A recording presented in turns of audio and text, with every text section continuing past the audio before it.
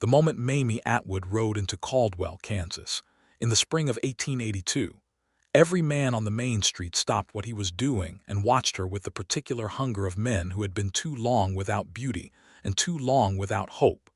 And she recognized that hunger the way a woman who had survived it always does, in her spine, in the cold settling behind her ribs, in the way her hands tightened on the reins without her meaning them to.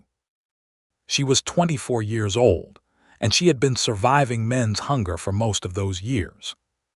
Caldwell sat right on the edge of Indian Territory, a cattle town that smelled of dust and manure, and the particular desperation of people who had come west to find something they could not name.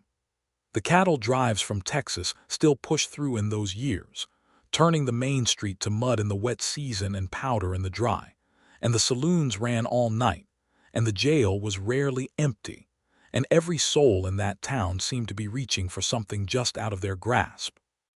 Mamie had come to Caldwell because her uncle, a man named Reuben Atwood, had written her a letter in February saying he needed help running his dry goods store.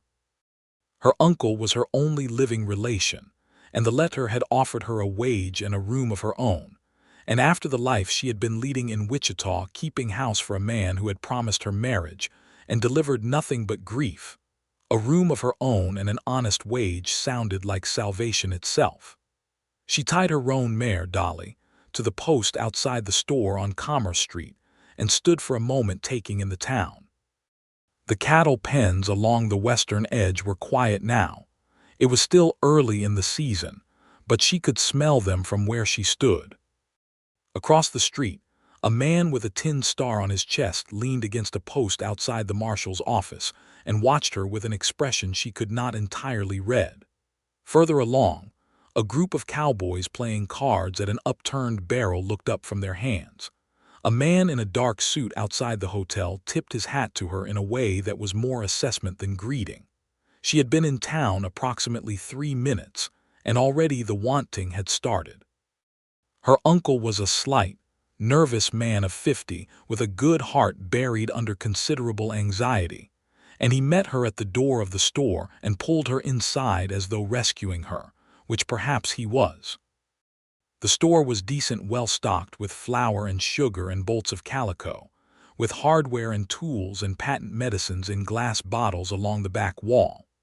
There was a counter made of good oak and a scale that was properly calibrated, and Mamie, who had grown up helping her father in a similar store before fever had taken both her parents when she was 15, felt something in her chest ease at the familiar smell of it.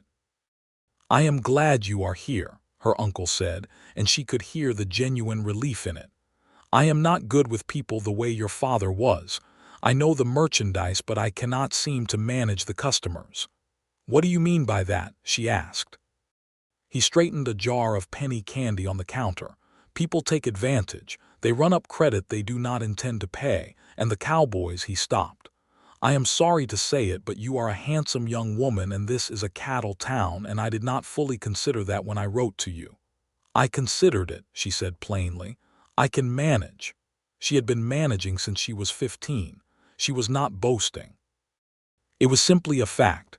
The way the sky was a fact and the plains were a fact, and the loneliness that had lived in her chest so long she had forgotten what the alternative felt like was a fact. She started work the next morning. Within 3 days, she understood the particular geography of her situation with complete clarity. She was young and unattached, and her uncle's store was one of the few respectable establishments in Caldwell where a woman worked behind the counter, which made it a destination for men who had not spoken to a woman in months.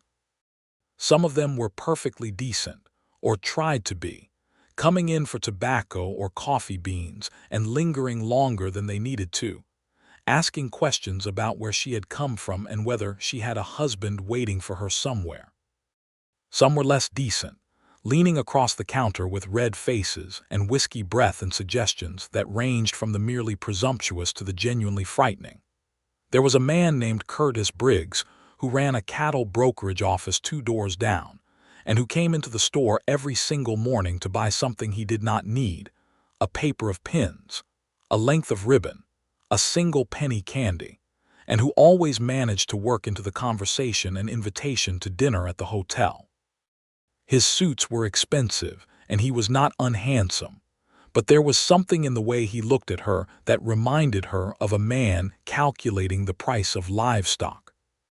He wanted her, she could feel it, but what he wanted was not so much her as the idea of having her, the pretty young woman behind the counter, tamed and settled into a respectable domestic arrangement that would look good on a man of business. There was the marshal, Tom Hatch, who was 38 and widowed, and who stopped in several times a week with what he seemed to believe was a charmingly transparent pretense of official business. He was not a bad man. He was probably a lonely man. But he always managed to touch her hand when she gave him his change, just a fraction of a second longer than was necessary, and it made her skin feel wrong. There was a cowboy named Deke Sallow who had wintered over in Caldwell rather than riding back to Texas with his outfit. A big, loud man with yellow hair and a laugh that could knock birds off a fence, who had decided with the thoroughness of a man who does not know how to be subtle that Mamie Atwood was the woman he intended to marry. He told her this directly the third time he came into the store. She told him directly in return that she had no such intentions, and he had laughed and said she would change her mind and come back again the next day. Every single one of them wanted something from her, and every single one of them made her feel like a thing to be acquired rather than a person to be known. By the end of her first week, she had erected the walls she always erected, pleasant and efficient, and warm enough not to seem rude, cool enough to keep everyone at a manageable distance. She had learned this architecture of self-protection years ago, and she was very good at it. She smiled at the right moments and kept her answers brief and personal, and gave no one any opening they could mistake for invitation. She told herself she was fine.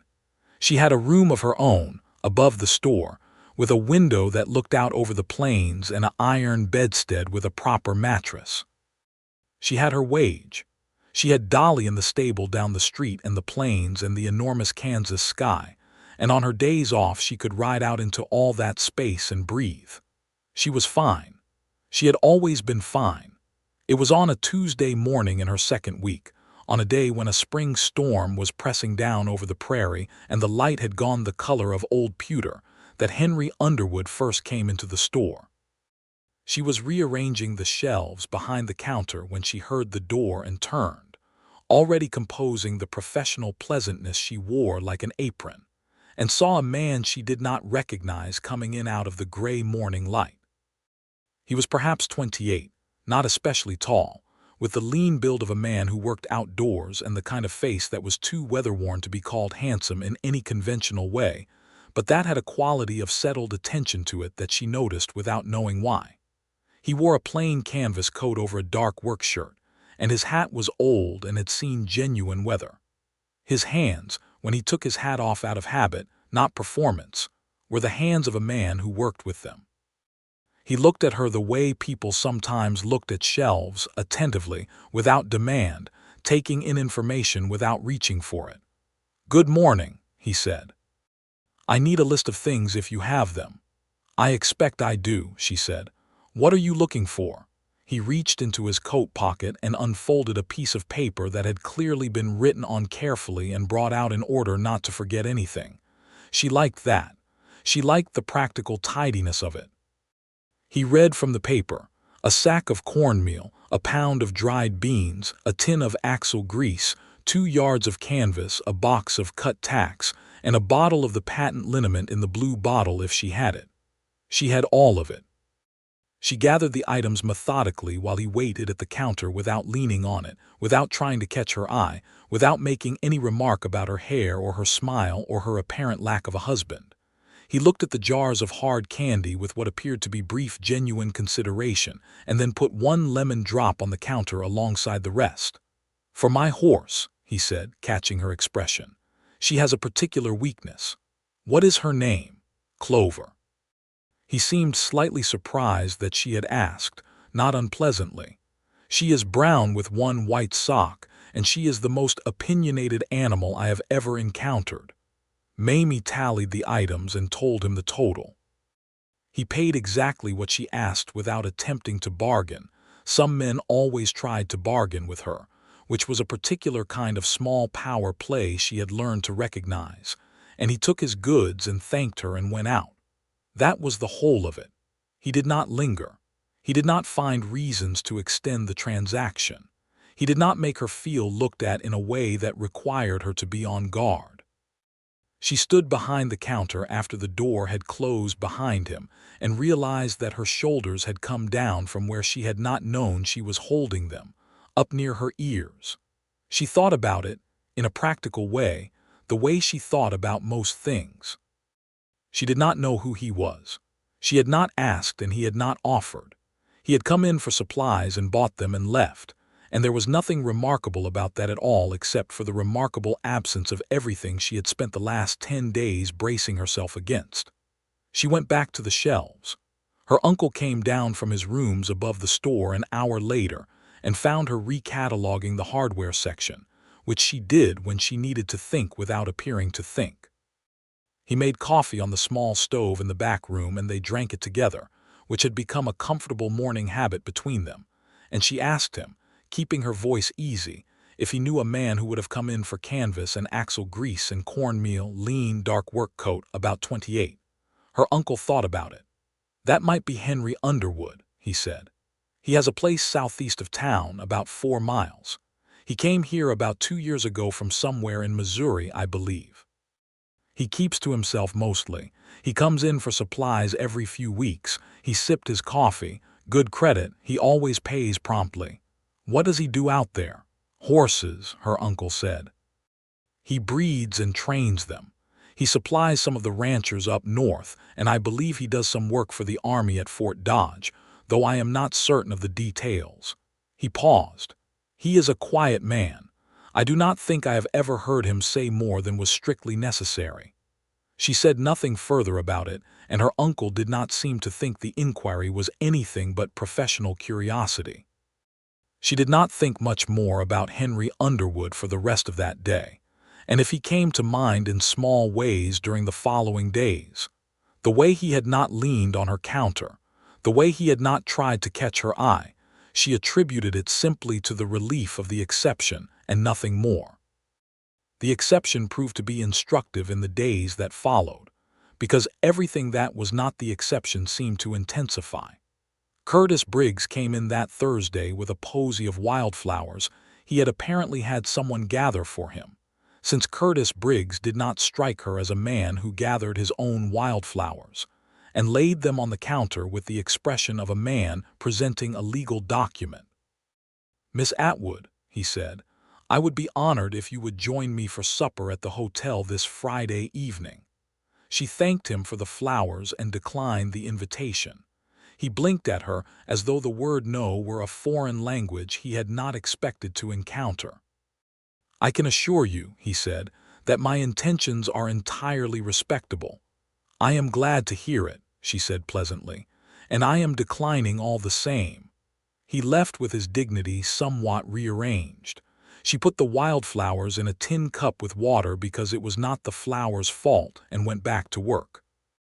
The following Saturday, Deke Sallow came in half-drunk at noon, which was early even for him, and announced to the 2 other customers in the store, Mrs. Hannigan from the millinery and an old rancher named Prout who was buying coffee, that he was going to marry Mamie Atwood before the summer was out, and that any other man with intentions had better know it.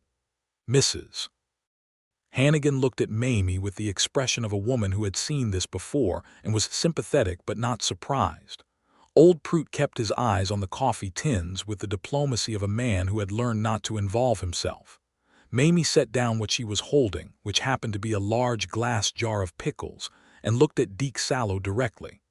"Mr. Sallow," she said, "I have told you my feelings on this matter and they have not changed. I will ask you to leave the store now."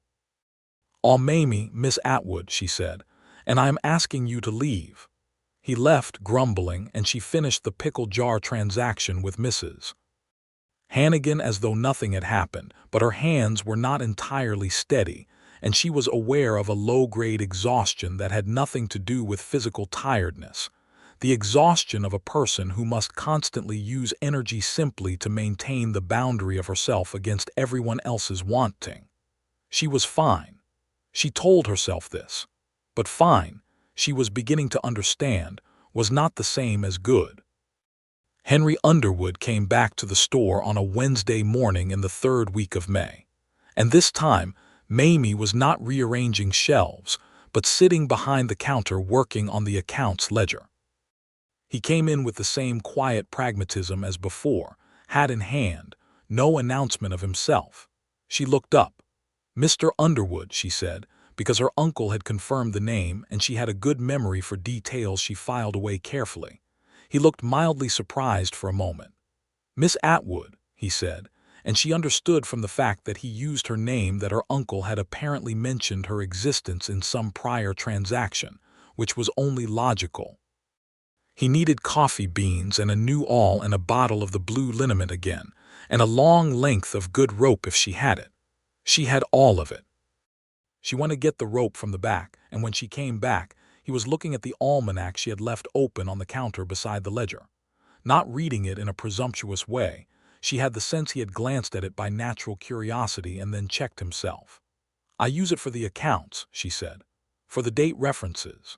It is useful for planting too," he said, and then seemed to feel he had offered an unsolicited opinion and looked slightly uncertain about it. "Do you plant as well as raise horses?" she asked. "I have a kitchen garden," he said, "practical more than ambitious. Beans and squash and some corn." He paused as though considering whether to say more. "The soil out there is better than it looks." She measured the rope and coiled it. "Most things are," she said, which was not the kind of thing she usually said to customers, and she was not sure why she said it then except that it was true and he seemed like someone who would take it as it was meant as a practical observation, not a performance. He looked at her for a moment with an expression she could not entirely classify. "That is true," he said. She tallied the items. He paid. He thanked her and went to the door, and then, with his hand on the door frame, he stopped and turned back, which was not what he usually did, and said, "The liniment, I should tell you, in case you sell it to someone else for the same purpose. It works very well on horses' legs, better than most of the ones I have tried. I do not know if the man who makes it intended that use." She looked at the blue bottle on the shelf. "I did not know that," she said. "There are some things on that shelf that I imagine have found uses their labels did not intend," he said, and there was something very dry and quiet in the way he said it, not quite a joke, but in the neighborhood of one. She laughed, brief and genuine, before she had decided to. He looked faintly pleased in a way that did not perform its own pleasure, and then he went out, and she stood for a moment holding the rope coil and listening to the morning carry-on around her, a horse going by in the street, someone shouting further along, and found that she was, unexpectedly, smiling at nothing in particular. She thought about this for most of the rest of the day, the way she thought about things she did not yet have a category for. June came in hot, and the cattle drives began to swell through Caldwell, filling the town with dust and noise and several hundred men who had been on the trail for weeks, and the store was busy in a different way, necessary goods moving quickly, not the lingering kind of commerce she usually dealt with. She worked long hours and her uncle worked alongside her, and there was a satisfaction in the busyness that she appreciated, a kind of useful tiredness at the end of each day. But the town was louder in June, and some of the trail hands were rougher, and there were 2 incidents in the second week of June that shook her more than she let show. One was a man who came in drunk and stood too close and would not move when she asked him to, and it had taken her uncle appearing from the back room with a look of uncertain authority for the man to leave, laughing. Another was the night she heard men shouting under her window, 2 cowboys in an argument that turned physical, and she lay in her bed listening to it and felt the vulnerability of her position with a clarity that was cold and not comfortable. She was 24 years old in a cattle town in 1882, and no matter how capable she was, no matter how carefully she managed herself and the space around her, There were real limits to how much that capability could protect her. She knew this. She had always known this. It was one of the foundational facts of her life. She thought, in the quiet after the shouting in the street had resolved itself, about the practicalities of her situation. She had options of a kind. She could leave Caldwell and find another position somewhere quieter, but her uncle genuinely needed her, and she had come to feel real affection for him, and jobs for women that paid a fair wage were not easy to find. She could, as several people had suggested either directly or by implication, find a husband, and the wanting to acquire quality of every man who had made this suggestion clear was exactly why she could not make herself take it seriously. Or she could do what she had always done, which was manage. She was very good at managing. She was lying there in the hot dark deciding she was fine when she heard, from the direction of the street, a horse moving, not the fast rattle of a spooked animal but the calm, deliberate sound of a horse being walked, and then the sound of the fight residue in the street, someone still groaning or cursing, being addressed in a low, firm voice she could not quite make out, and then quiet. She did not look out the window. But the remaining noise resolved into silence, and after a while she slept. She learned later from the marshal that Henry Underwood had been in town that night and had stepped in to separate the fighting cowboys with a calm practicality that had apparently surprised everyone involved. He did not make a production of it, Tom Hatch told her, in the store the next morning. He just walked right in between them and said something I could not quite hear, and they both looked at him and stopped. Hatch seemed faintly impressed and faintly unsettled by this, the way people were sometimes unsettled by a kind of authority they had not expected from a man who did not advertise himself. She received this information with her face neutral and went on with her work. Henry came into the store 3 days later, and she noticed as he was browsing the shelves that he had a cut healing on his left hand between the thumb and forefinger, the kind of cut you get from breaking up a fight. She noticed it and did not mention it, and neither did he. He bought coffee beans and a paper of needles and thread, and while she wrapped the thread he said, out of nowhere in particular, "How are you finding Caldwell, Miss Atwood? You have been here, 6 weeks now?" "About that," she said. "It is noisier than I expected. It gets worse through July," he said, "and then better in August when the drives thin out. That is something to look forward to." He looked at the jars behind her. "Is your uncle well?" "He is. He has a cold, but nothing serious." She finished wrapping the thread and said it with the coffee. "Are you in town long today?" "I have some business at the livery," he said, "and I need to speak to a man about hay." He looked at her. "Nothing that requires the whole day."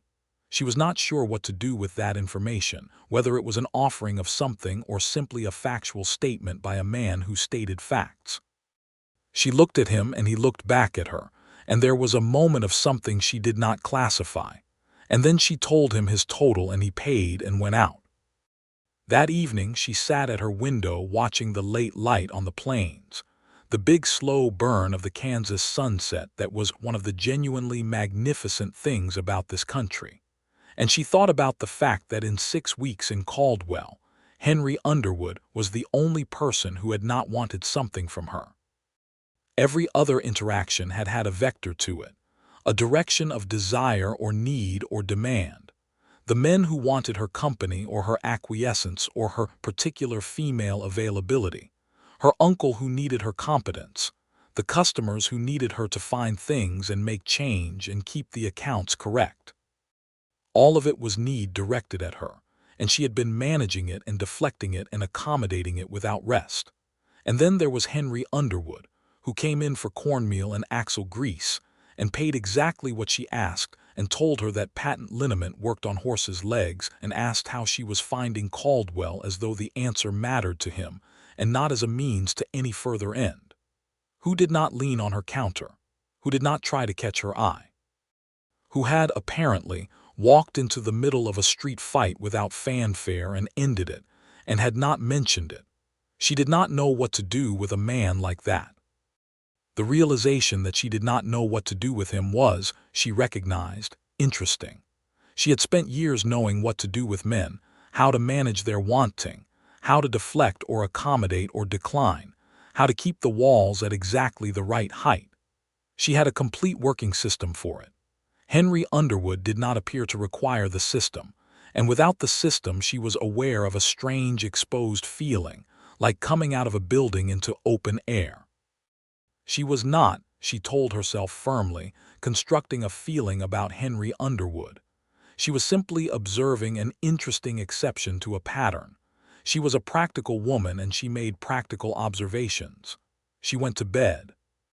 The 4th of July brought Caldwell its loudest night of the year, with fireworks and gunshots mixed together over the cattle pens, and the saloons running past midnight, and a general air of explosive joy that Mamie observed from her window, with a combination of appreciation for the spectacle and relief that she was safely above the level of it.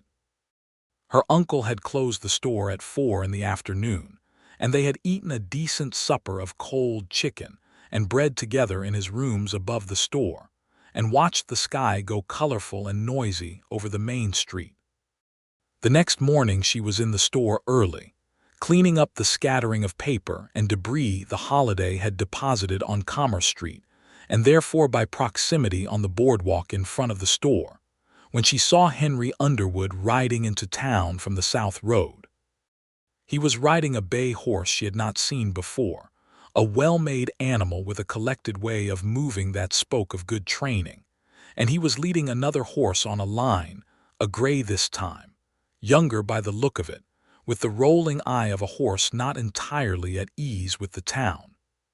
She watched him bring both horses down the street with the quiet authority of a man absolutely at home with large animals in uncertain situations, speaking to the gray in low tones she could not hear from the boardwalk, his body easy in the saddle, and he saw her watching and raised a hand in a greeting that managed to be both acknowledgement and brief, and nothing more than that.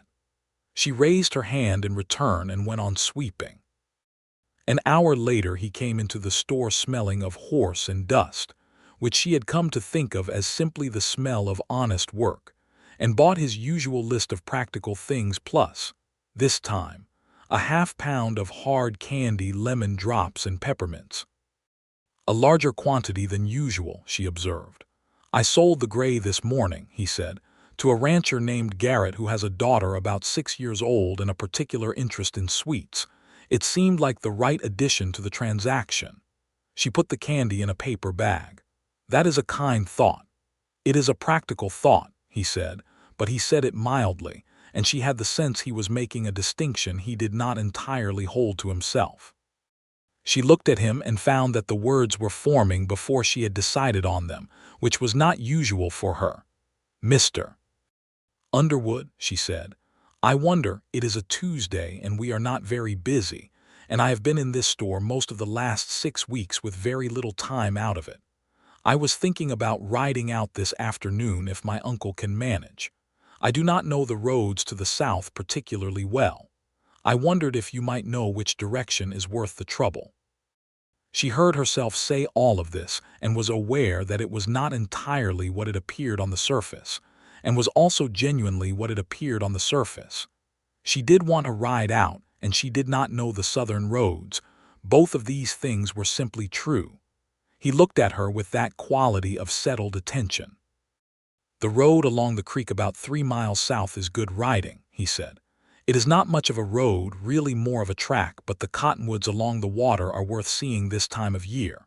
Thank you, she said. He paid for his things. He was at the door. He stopped, and she was aware of the stopping, aware of the exact quality of the pause before he turned. If you do not know the road, he said, and if you would not find it disagreeable, I could show you the way. I am riding back south this afternoon in any case. She looked at him. He looked back at her, and there was something in his face that she had not seen in any man's face in recent memory, which was uncertainty offered plainly without any attempt to disguise it. He was not certain she would want this, and he was not pretending to be certain, and he was asking anyway. I would not find it disagreeable, she said. I will ask my uncle. Her uncle was perfectly capable of managing the store alone for an afternoon, and said so with a warmth that Mamie suspected contained some quiet encouragement. because her uncle was a gentle and perceptive man who had noticed more than he said about the quality of her days in Caldwell. She changed into her riding clothes and saddled Dolly and met Henry Underwood at the south end of Commerce Street at 2 in the afternoon. He was already there on the bay, and he looked at Dolly with the specific attention of a man who genuinely looks at horses. "She is a good mare," he said. "She is the best thing I own," Mamie said. They rode south out of town, and the smell of Caldwell fell away behind them, and the prairie opened up, enormous and windy and brilliant in the July light. And she felt the thing she always felt when she rode out into the open country, which was something between relief and enlargement, as though a physical pressure she had been carrying eased with every acre between herself and town. He rode beside her without filling the space with unnecessary talk, and she found this restful in a way she had not expected, because she had grown accustomed to men filling every silence as though silence were a problem to be solved. He pointed out things occasionally: a red-tailed hawk riding a thermal a quarter-mile east, a cut in the earth along the creek bank where a family of foxes had a den, the way the cottonwoods along the water stood up pale and shimmering against the deep blue of the sky. He pointed these things out as someone shares something they find genuinely worth noting, not as a performance of charm. The creek track was exactly what he had said, more trail than road, winding through stands of tall grass and the cottonwood groves that flanked the water.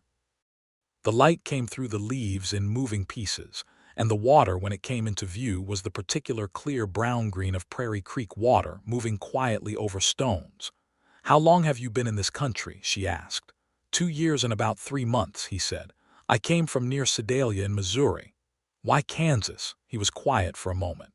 "I wanted land that was mine," he said. There were too many people who knew me and thought they knew me more than I knew myself. I wanted the space to find out what I was actually like." She looked at him. "And what are you like, have you found out?" He considered this seriously, which she liked. "I'm better with horses than with people," he said. "I'm more comfortable with work than with talk. I'm probably too solitary for my own good." He paused. "And I find that this country, the openness of it, does something to me that I needed doing." She understood this so completely that for a moment she felt something crack very slightly in the architecture of herself, in the careful structure she maintained. "I understand that," she said, and meant it more plainly than she intended.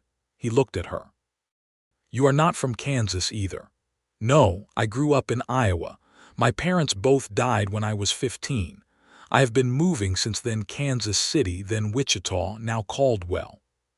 She said it practically as a sequence of facts, but she was aware that she did not usually offer this sequence to anyone, that she did not usually explain herself to anyone, and that she was doing it now without the cautionary check she usually applied.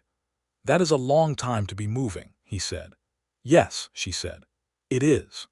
They were quiet for a while, and the creek ran beside them and the cottonwoods moved in the wind, and it was not an uncomfortable quiet. It was the kind of quiet that has room in it for more than silence. "Your uncle tells me you manage the store well," Henry said after a while. "He seems very relieved you are there." "He is a good man," she said. "He needs someone who is not frightened of people." "Are you ever frightened of people?" She thought about this honestly rather than giving the reflexive no. "Sometimes," she said. "Certain kinds of men frighten me.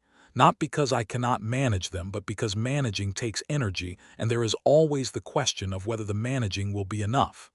He was quiet for a moment in the way of someone receiving this information with care. "That is a reasonable thing to be aware of," he said. "I am sorry that it is necessary." She looked at him. "Most men would say I should not have to worry about it because they would," she gestured vaguely, "protect me.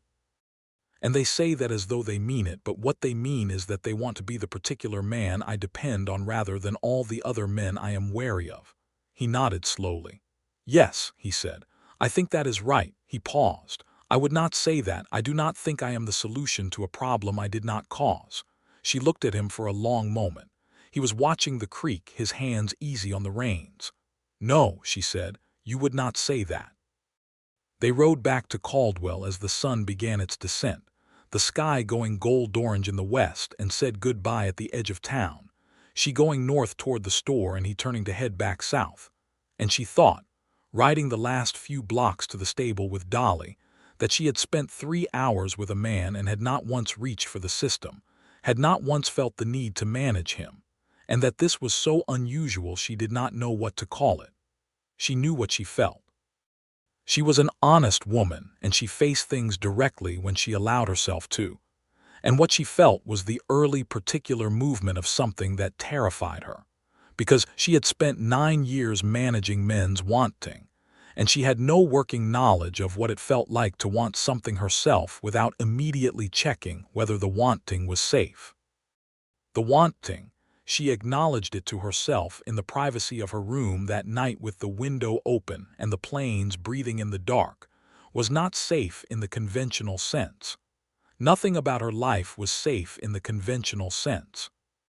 But it was real, and it was there, and it was unlike anything the men in Caldwell had made her feel, because it was not a response to pressure but something that had grown without any pressure at all, in the unguarded spaces between a man who did not lean on her counter and did not try to catch her eye and did not want anything from her. She did not know what to do with it. Over the following weeks they fell into a pattern that was not exactly courtship, because neither of them moved toward it with any deliberateness, and yet had the quality of movement all the same. He came to the store every week or sometimes twice a week, and their conversations lengthened naturally, without force. She learned things about him in the incremental way of legitimate knowing, that he had grown up the youngest of 4 brothers in a family that had no patience for quiet or careful people, which explained certain things about why he had come west seeking space. That he had served briefly in the army after the war. He was too young to have served in the war itself, as a farrier's assistant, which was where he had learned horses properly. That he read when he could, not fashionable novels but practical books and sometimes history, and that he had a habit of thinking things through thoroughly before he spoke that she recognized as kin to her own. She told him things in return slowly, because slowness was the only way she trusted, about her parents and the store in Iowa, about the years of moving and the quality of survival when you are young and alone and female in a country that does not have a good structural answer for young and alone and female. She told him about Wichita, about the man she had kept house for, whose name was Garrett Webb and who had promised marriage and never delivered it and had eventually made it clear that delivery was not his intention, and the leaving of that situation had cost her most of what she had saved. "You left," Henry said when she told him this, not as a question, more as a recognition. "I left," she confirmed. "Good," he said quietly and with a conviction that was not dramatic but was absolute. It was in August that Curtis Briggs made his intentions formally known, and not pleasantly. He came into the store on a hot afternoon when her uncle was out at the bank and she was alone, and he was not carrying wildflowers this time. He was carrying the particular expression of a man who has decided to stop being polite about what he wants. "Miss Atwood," he said, "I am going to speak plainly." "Please," she said, setting down the account book and facing him fully. "I am a man of business and property in this town," he said. "I have asked you to supper 6 times and been declined 6 times. I do not understand your objection." "My objection," she said, "is that I do not wish to have supper with you." "That is not an objection," he said. "That is a preference, and preferences change." He leaned on the counter. "You are a woman alone in a cattle town. Your uncle's store does modest business. I am offering you a very considerable improvement in your situation." "I am not looking for an improvement in my situation," she said. "I am content with my situation." "Content." He said the word as though it were slightly absurd. "Miss Atwood, you are a sensible woman. I think you are letting your pride interfere with your sense." She was aware of something hardening in her, not quite fear and not quite anger, but the compound of the two that comes from being reduced to a practical problem to be solved by a man who has appointed himself the solution. "Mr. Briggs," she said, "I have been plain with you on this matter on 6 occasions. I am being plain on the 7th. I am not interested. I would like you to leave my uncle's store." His face changed. It did not change for the better. "I am beginning to think," he said, "that you are deliberately making difficulties.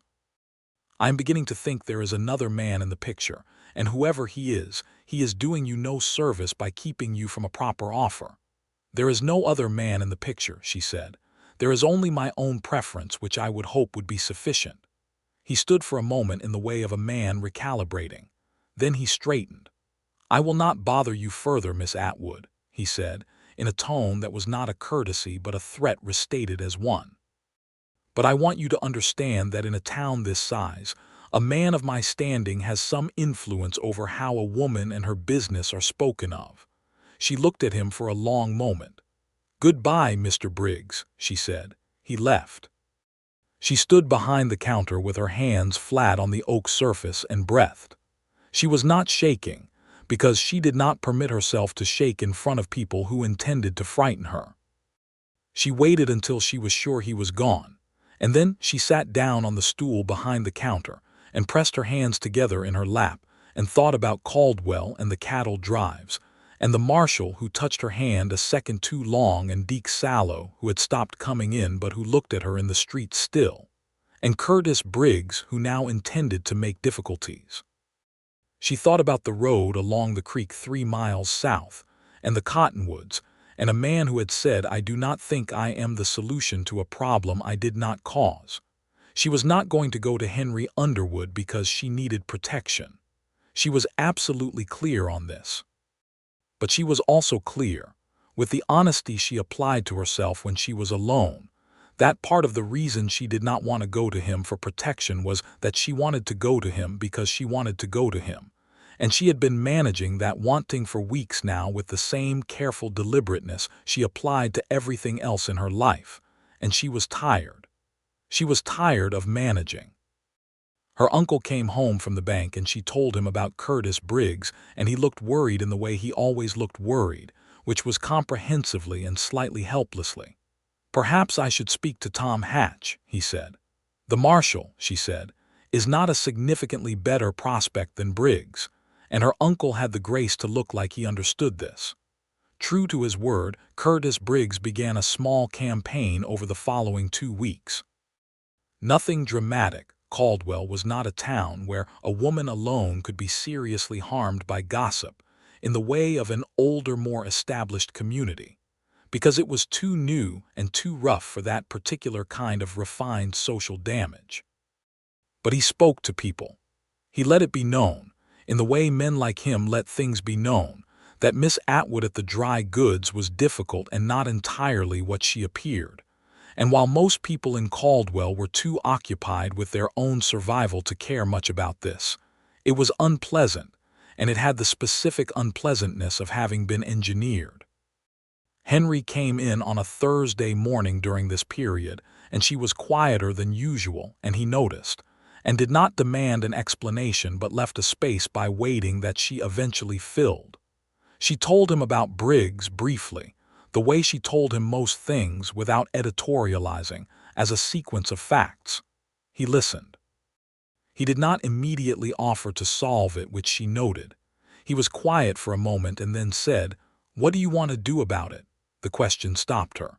She looked at him. Every other man who had heard any part of this story had told her what she should do, not asked her what she wanted. Her uncle had offered to speak to the marshal. The marshal himself, when she had eventually told him in the interest of practicality, had suggested she let him handle Briggs, which she suspected involved a version of handling that would make things more complicated rather than less. "I want it to stop," she said, "but I want to be the one who stops it." He nodded as though this were a fully reasonable and recognizable desire.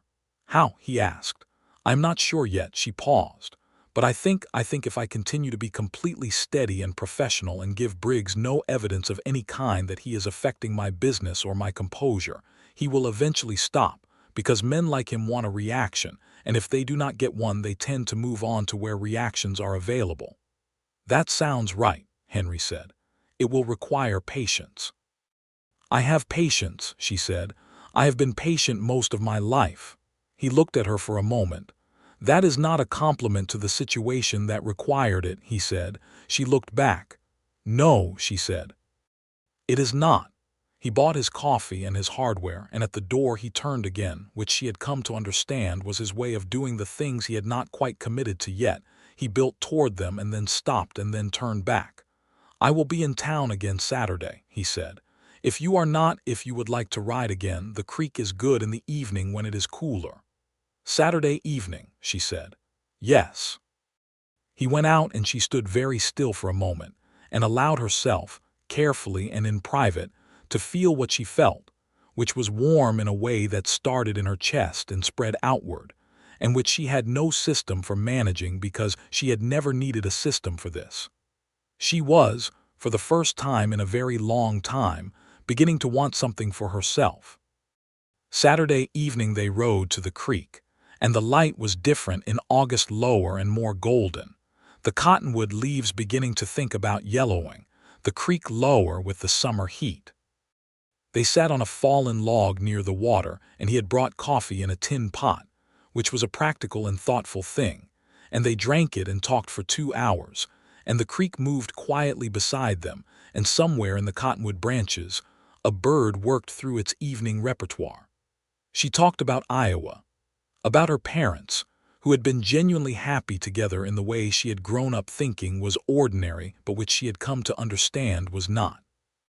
Her mother, who had kept accounts and read aloud to her every evening. Her father, who had carried her on his shoulders until she was nearly too old for it because she loved the height. The fever that had taken them both in a terrible efficient winter and the silence after. He listened to this with the quality of attention she had come to recognize in him, fully present, not waiting for his turn to speak, actually receiving what she said. "I have been afraid," she said, "for a long time of wanting things, of believing something could be good and then having it taken." She looked at the water. "It seemed simpler to want as little as possible." "I understand that," he said. "You do." "Yes." He turned the tin cup in his hands. "I think that is what I was doing when I came to Kansas, wanting as little as possible, the land and the horses and the quiet. Nothing that could be taken away easily." He paused. "It is a sensible strategy." "But," she said, he looked at her sideways, "but it is also a kind of diminishment. You get smaller to stay safe, and after a while you have to wonder what you are staying safe for." She looked at him. The light was going gold-red through the cottonwoods, and it was warm and still along the water, and she felt the crack in the architecture of herself that had started weeks ago widen, not catastrophically but simply, the way a door opens when someone turns the handle at last.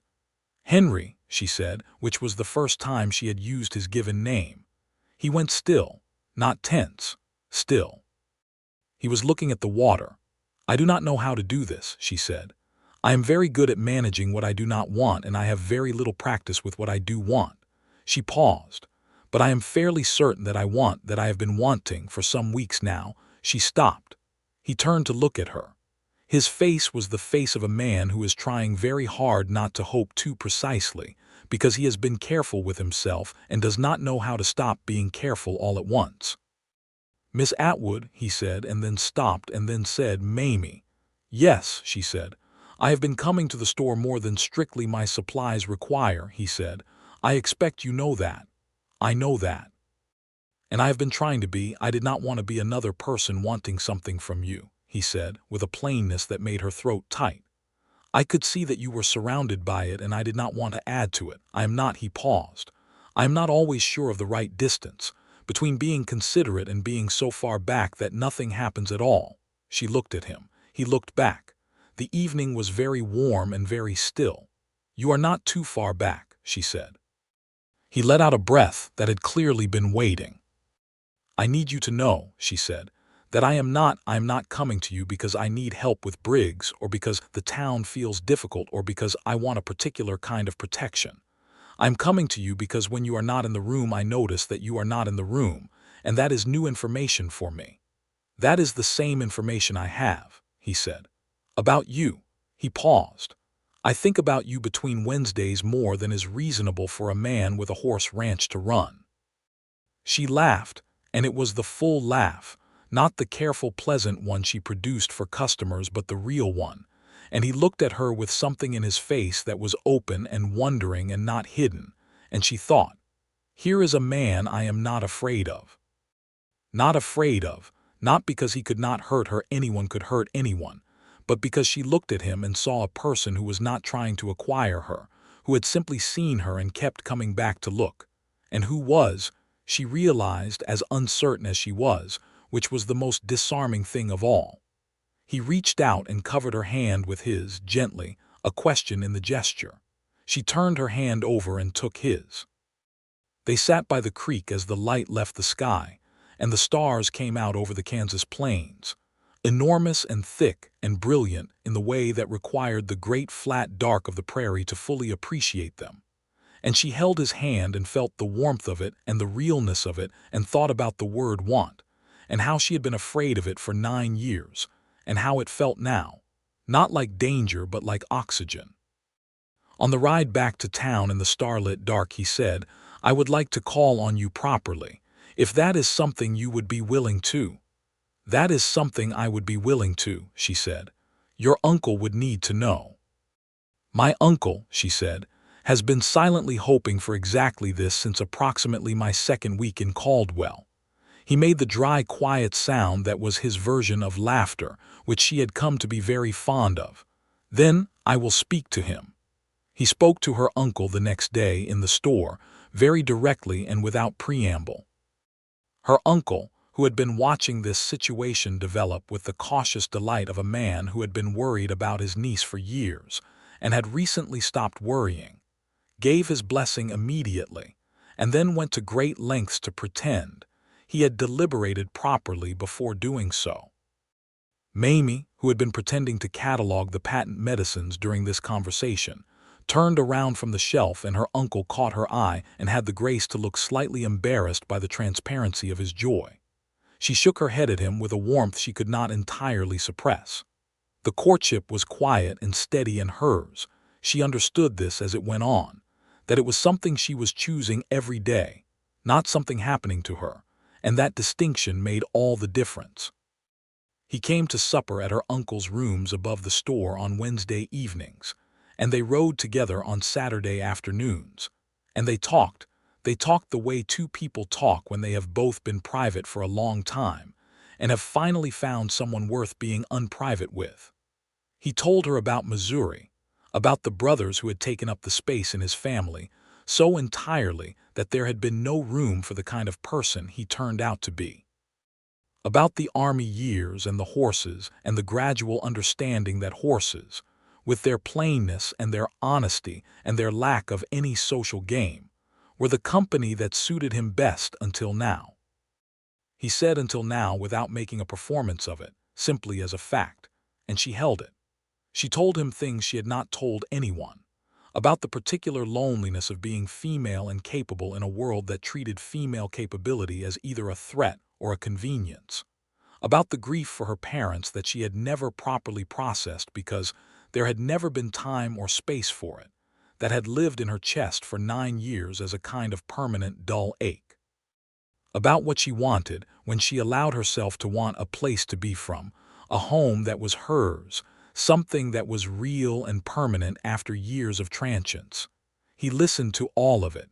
He did not try to fix any of it. He just heard it, and she learned in those conversations that being heard was the thing she had needed most and known least how to ask for. Deke Sallow finally gave up and took a job with a cattle outfit heading back to Texas in September, and Mamie watched him ride out of town from the boardwalk in front of the store and felt only the mild relief of one less thing to manage. Curtis Briggs, she handled herself, exactly as she had predicted she would. She maintained her steadiness and her professionalism, and gave him nothing to react to. And by September, he had redirected his attentions to a widow in the hotel boarding house who was apparently more receptive to his particular brand of courtship. And the minor campaign of reputation ended quietly and without drama, which she found deeply satisfying in a way that had nothing to do with anyone rescuing anyone. She told Henry about it at supper one Wednesday, and he looked at her with something in his face that she was learning to read as pride of a very particular kind, not the pride of ownership, but the pride of a person who admires another person's competence, which is a completely different and much better thing. "You knew you would handle it," he said. "I did," she agreed. "I mostly needed to be patient." "And angry," he said. She paused. "Yes, and angry, but not in a way that was useful to Briggs." He picked up his coffee cup. "I want you to know," he said, "that if he had escalated—" "I know," she said, "and I would have said yes to that kind of help if I had needed it. Because it would have been practical and not someone saving me, just someone helping me." "Yes," he said, "there is a difference." "There is an enormous difference," she said. There was a night in October, early in the month, when the first cold had come down from the north and the cottonwoods were going yellow in earnest and the cattle drives had slowed to nothing and Caldwell had settled into its quieter autumn self. He came to supper, and they ate and talked, and her uncle had absented himself on some pretext, to do with the accounts that neither of them believed entirely. And they were sitting by the small stove with the October wind pressing against the window. And he reached into his coat pocket and placed on the table between them a ring that had belonged to his grandmother, a simple gold band with a small garnet in the center, warm-colored against the dark table. She looked at it. "I am not asking you to be safe," he said carefully, as though he had thought about how to say this for some time. "And I am not asking you to be a particular kind of woman that would be convenient for a particular kind of man. I'm asking you to keep being exactly what you are and to let me be nearby while you do." She looked at the ring. She looked at him. "I have been afraid of this," she said. "I know," he said. "I have been afraid too." "What are you afraid of?" he considered. "That I am not enough of the things you need. That I am too quiet, too solitary, too much a man who is better at horses than at the kind of social life you might want. That you came to a cattle town for the practical reasons, and you might want to go somewhere that has more to offer." "More to offer," she repeated. "More civilization, music, people." She was quiet for a moment. "Do you know what I want?" she said. "What I have wanted for 9 years. I want a window that looks over land that is mine. I want a kitchen garden with beans and squash. I want to know that when I wake up tomorrow morning everything will still be there. I want a horse named Clover who has a weakness for lemon drops." She paused. "And I want a man who asks what I want instead of deciding what I should have."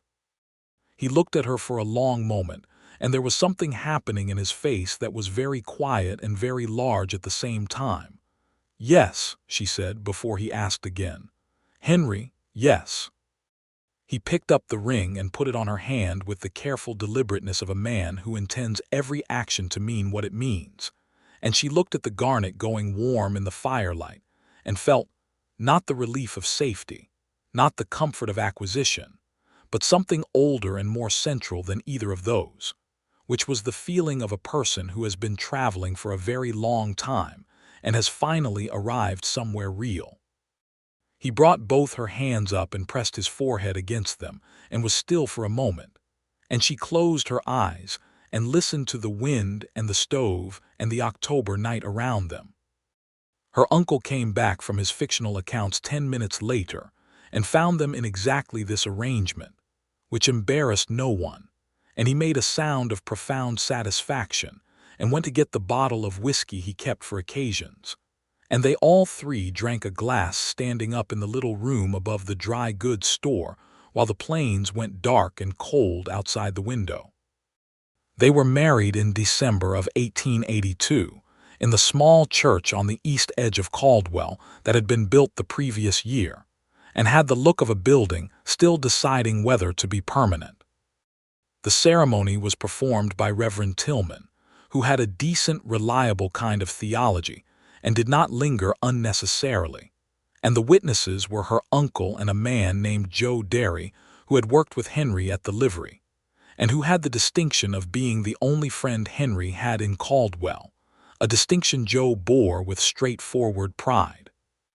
She wore a dress of dark blue wool that she had made herself over the course of October and November in the evenings, a practical dress that would last many years, which was what she had wanted, and she carried a small bunch of dried wildflowers because fresh ones were not available in December in Kansas, but the dried ones from the creek still had color in them.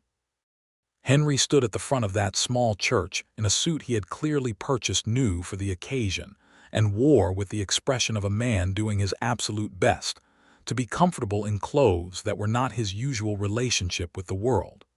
And when she came down the narrow aisle, he looked at her with the open, wondering expression she had first seen at the creek in August, and which she had decided was the most honest face she had ever seen on a man, because it did not hide what it felt.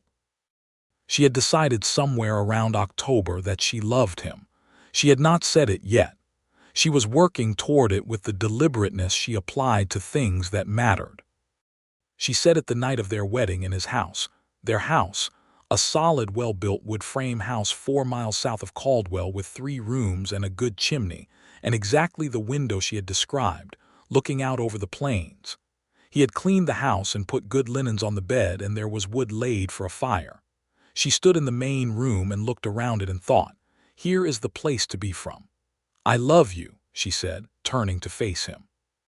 "I wanted to say it when it was real, and not when it was a thing you say in a ceremony." He crossed the room to her and took her face in his hands, those working hands she had noticed from the first day, and said, "I have been in love with you since you asked me what my horse's name was." "That was the 3rd sentence we ever spoke to each other," she said. "Yes," he said, "I know. It surprised me too." She put her hands over his. "We are going to be all right," she said. "We are going to be a great deal better than all right," he said.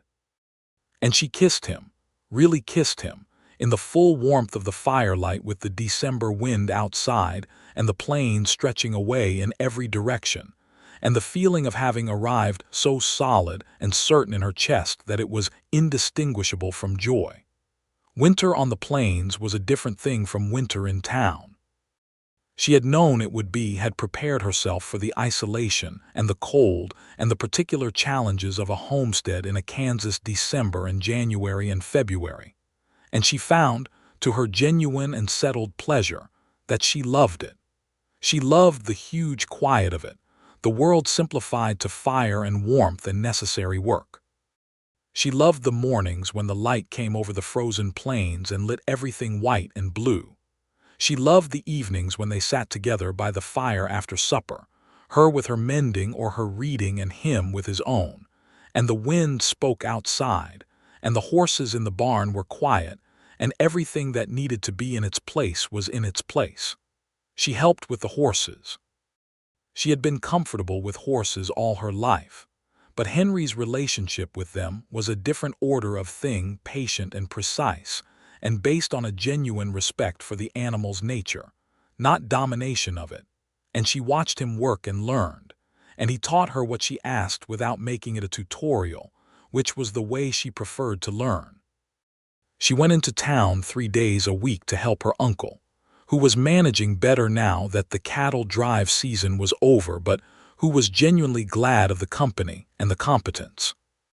Henry drove her in and collected her in the afternoon, or she rode Dolly if the weather was good, and these small regular journeys through the prairie in the pale winter light were their own pleasure. She found, that winter, that the grief she had been carrying for 9 years was beginning to loosen. She had thought once that she had dealt with her parents' deaths by surviving past them, by not thinking about them, by the simple forward motion of a life that had no room for looking back. But there was something about having a home, having a fire and a kitchen and a bed and a man who was genuinely hers and genuinely glad to be so, that created the space for grief that survival alone never had. She cried one January night for her parents, really cried, the long hard crying that she had not done at 15 because she had needed to be practical, and at 16 and 17 and every year after because she had needed to survive. And Henry held her without asking her to explain and did not try to fix it and simply stayed. And afterward she felt a kind of lightness she had not felt since she was 14 years old. "Thank you," she said afterward. "There is nothing to thank me for," he said. "There is," she said, "but I know you will not accept it, so I will just know it myself." He pressed his lips to her hair. Know whatever you need to know, he said. The spring came and the cattle drives began again, and the world was louder and busier. But it was different now from the spring before, because now she went home to the house 4 miles south, to the kitchen garden she was putting in with the proper attention Henry's almanac warranted, to Clover and the other horses, and the life she was building with the man she had chosen. The choosing was the important part. She had chosen this, every piece of it, with her eyes open and her own hands, and it was hers in a way that nothing had been hers since she was 14 years old. Her uncle came out to supper on a Sunday in April, and afterward, sitting on the porch in the warm dusk, he said to her very quietly, "You are happy." "Yes," she said. "I was afraid," he said. "When I wrote to you, I was afraid I was bringing you to a difficult situation.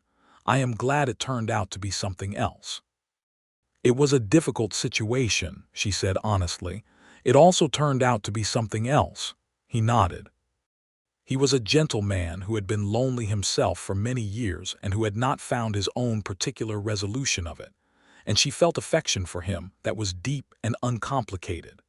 Henry came out onto the porch with coffee and handed it around and sat beside her on the step, close enough that their shoulders touched, and her uncle looked at the two of them with the expression of a man who has done one thing right, and the evening closed around them warm and easy.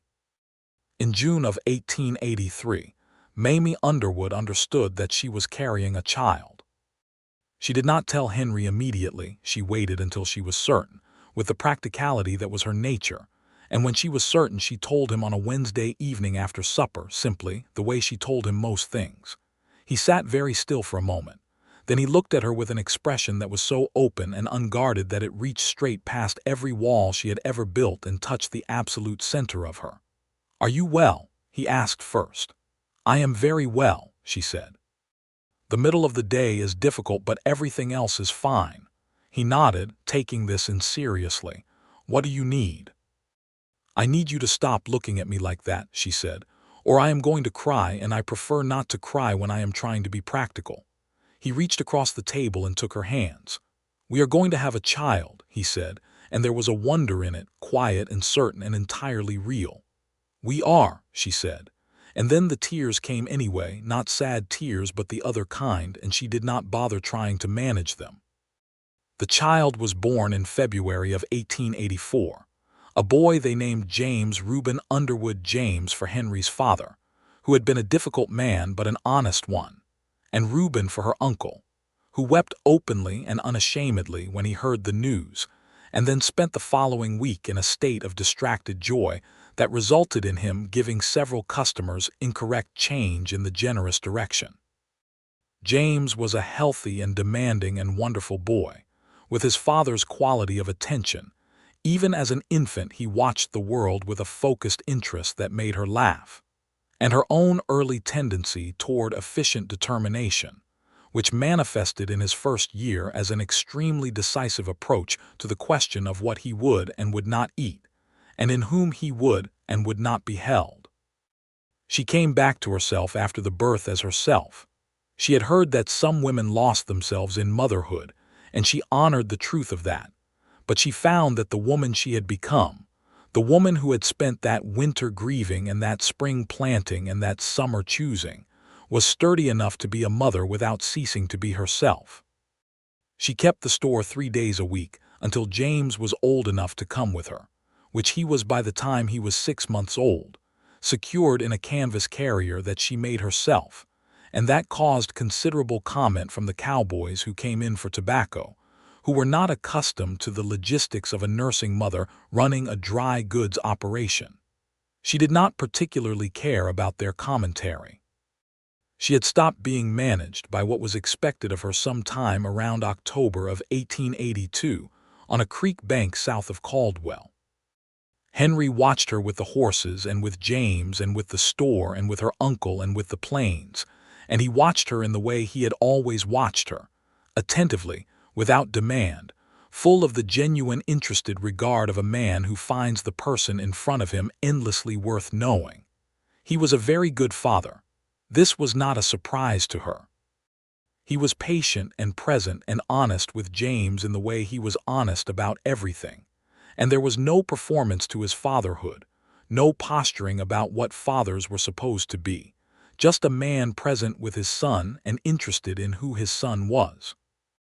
She watched him with James on the step of the porch one evening when James was about 8 months old, Henry turning a piece of wood slowly in his hands, while James watched it with the comprehensive focus he applied to all objects, and she felt something in her chest that was so large and so uncomplicated that it had no precise name, except that it was the opposite of everything she had carried for the 9 years before Caldwell. She loved him.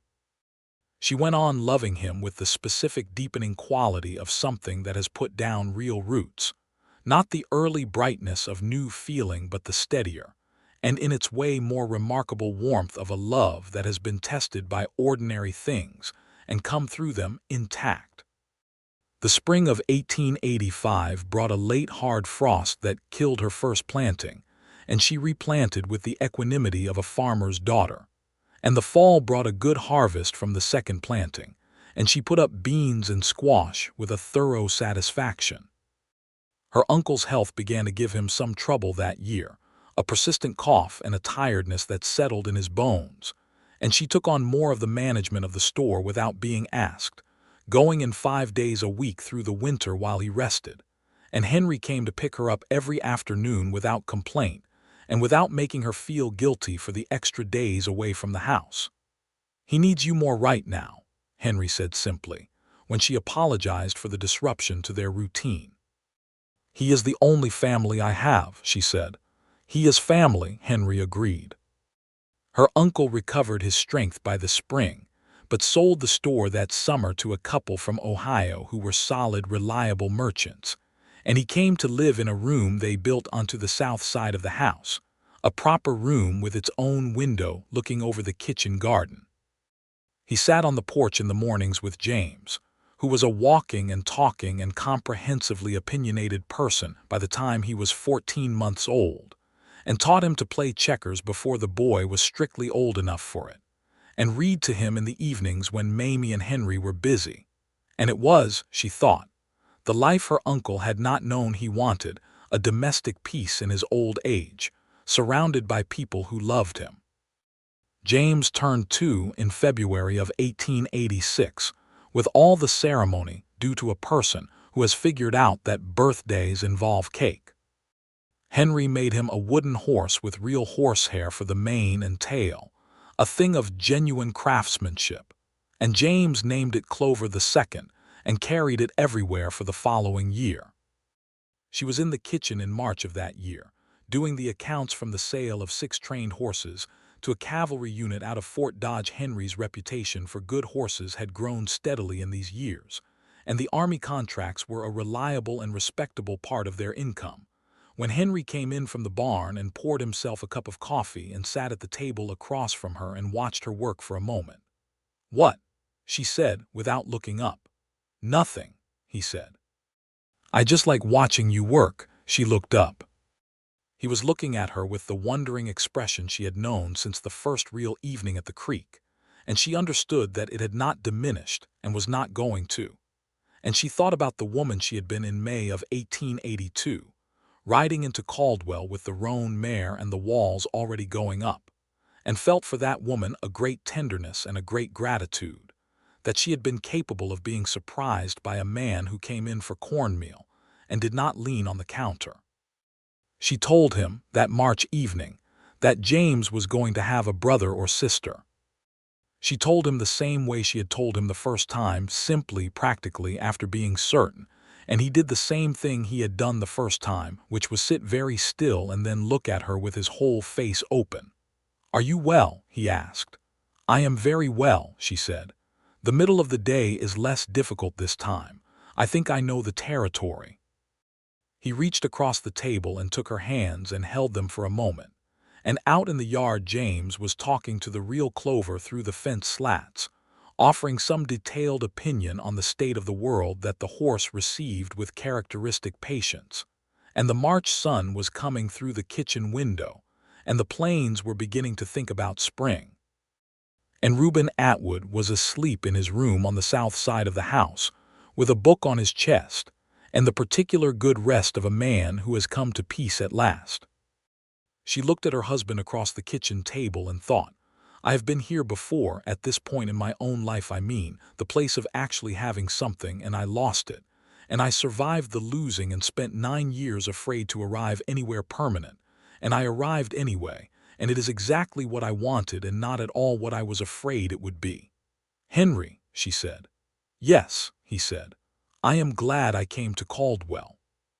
He looked at her, and there was the smile, the real one, the one he had not used before he trusted her with it, and now used with a regularity that still made something move in her chest every time. So am I, he said, every day since. The second child was born in November of 1886, a girl they named Clara, Mamie Underwood Clara, for a friend of Mamie's mother who had been kind to her after the fever, and me because it sounded right beside Clara, and because Henry said it with a softness that she liked. Clara was a child of powerful personality from the very first days of her life, with an opinion about everything and a laugh that arrived without warning and left rooms better than she found them. And James was gravely responsible about his role as older brother, a responsibility he took on with a thoroughness that made both his parents privately hilarious.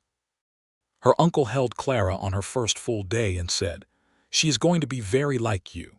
And Mamie looked at him and said, "I cannot tell if you mean that as a warning."